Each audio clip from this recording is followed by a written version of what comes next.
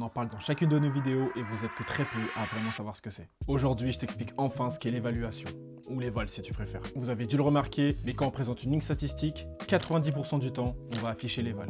L'éval, c'est un indicateur qui permet de comprendre l'impact réel des stats d'un joueur. Je m'explique. Si un GoToGuy marque 30 points, et bah ça veut pas forcément dire qu'il a fait un bon match, ou du moins qu'il a été efficace. Mais pourquoi 30 points c'est fort, non? Et bah oui et non. L'éval, c'est la somme entre les statistiques dites positives, points, rebonds, passes, interceptions, contre, et les tirs marqués et les lancers francs marqués, et les statistiques dites négatives.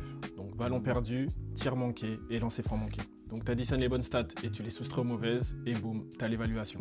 Et donc pourquoi c'est intéressant? Et spécialement pour nos GoToGuy, car ça permet de voir au-delà des stats brutes. Et ça, c'est utile pour eux comme pour nous. Pour les joueurs et le staff, ça permet de voir en un coup d'œil qui est sorti du lot, qui a été efficace ou qui, au contraire, a des stats pas forcément significatives. Et donc logiquement, c'est aussi très important pour les scouts.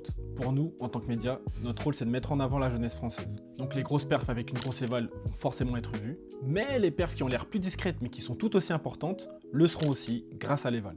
Pour le grand public, c'est une stat à laquelle on n'est pas forcément habitué parce que la NBA notamment ne l'utilise pas.